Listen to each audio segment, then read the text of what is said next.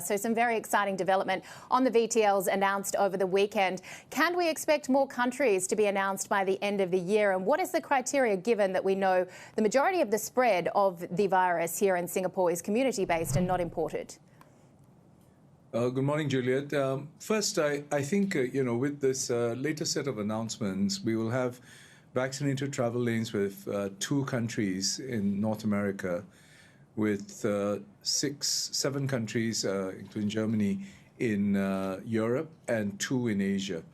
And this is really collectively part of our effort to reclaim and rebuild Singapore's status as an international aviation hub. We think it's important that we put in place pathfinder measures like these in order to start instilling confidence that air travel can be undertaken safely and start developing connectivity globally. And your question on specifically whether we are prepared to do more, we will certainly be prepared to do more, and we are in conversations with many other potential partners in that regard. You mentioned there, of course, the Northern Hemisphere. We are about to go into the winter flu season. Are you concerned that there could be imported new strains of the virus brought in? Well, I think 2 things there. First, our VTLs are, designed in a manner to, and make sure that the safeguards with respect to public health are prioritized.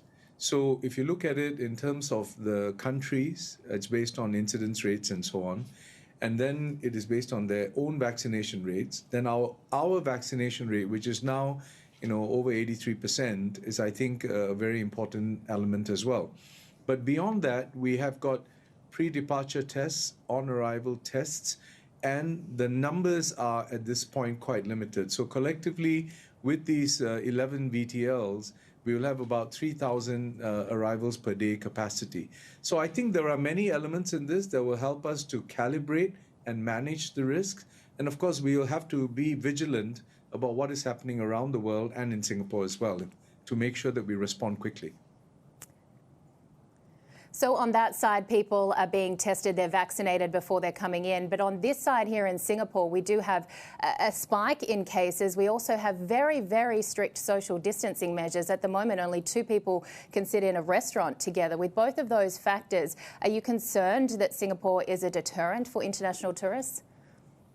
Well, I think basically what we are doing here is, the measures we have domestically are really in response to the evolution of the virus and its infection in Singapore. What we are going through in many ways is reflective of also what many other countries have gone through, because the Delta variant has a very high, it spreads quite quickly. And therefore, the numbers inevitably go up. Vaccination is an important protective element. It doesn't completely prevent infection, but it is a very helpful when it comes to mitigating against the more severe effects of the virus. So our approach really has been that we have to put in place appropriate safeguards domestically. As our Prime Minister says, we are basically having to move in the direction where we respect the virus, but we don't fear it. And we have to evolve our practices in a manner that allows us to learn to live with COVID. And that's what we are doing. And whether it is our domestic measures or our cross-border travel measures, they are all part of that overall national objective. You mentioned there that you are looking to open the VTLs to further countries. Can we ask if Australia is one of those? That was one of the first countries that we talked about a travel bubble with. We know Australia has had its own domestic problems and border closures, but are talks progressing there? And would you look at bringing in quarantine-free travel again from Australia, so bringing it back to Category 1? Well, certainly Australia is a very important partner country for us. Pre-COVID, Australia accounted for, was amongst the top 5 of our visitor arrivals in Singapore. And also there's a great deal of connectivity between Australia and Singapore and through Singapore to other parts of the world as well. So we are quite keen to work with Australia, with New Zealand, with Japan and many other countries in the region in terms of how we can move forward in this regard.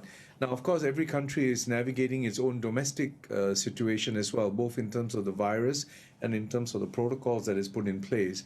So what we intend to do is maintain the conversation and the discussion, because we are ready. We have a template of sorts in the VTLs that we have established, and we'll be prepared to work with our partners, including in Australia, to see how we can implement some of these as part of an initial set of moves. Let's talk as well about Hong Kong. We were just speaking to the Chief Executive, Carrie Lam, another bubble that was supposed to be one of the first a year ago with Hong Kong, but now we know Hong Kong is very much focused on opening up to the mainland first. What sort of concerns do you have if we don't see the two financial hubs open up to each other? Well, it's very important, we believe, that the connectivity within Asia-Pacific is reinstated, particularly between the major aviation, financial, business hubs. So, for example, the announcement that we made with respect to the Republic of Korea, I thought was very important, because it's a first of its kind between two major aviation hubs in Asia. We certainly wanted to do something of a similar nature with Hong Kong, as you know, based on the earlier construct of an air travel bubble. Unfortunately, that construct was relevant in a context that was quite different to where we are today, because it was pre-vaccine and pre-Delta variant, etc. So that is why about a month and a half or so ago, we mutually decided that we would really not pursue the air travel bubble formulation. We are open to exploring and working with Hong Kong, for example, on the idea of a VTL as well, just as we are with other countries. Minister, we know that travel is opening up here in Singapore, and the VTLs are a great step, but it's still not equal across the board, and employment pass holders, still have to apply to go on the VTL, and they have to apply to come back in as well if they leave from other countries to go home for the like, and that has caused a lot of stress, a lot of separated families. It's caused a lot of foreign workers to depart Singapore too. At what point will you remove that and allow all people who live in Singapore to travel freely? Well, I think the VTLs actually, Julia, present the possibility of travel without specific, what the purpose is. Because anyone on a VTL can be traveling, whether it's for leisure, for business, for work, etc., and so on.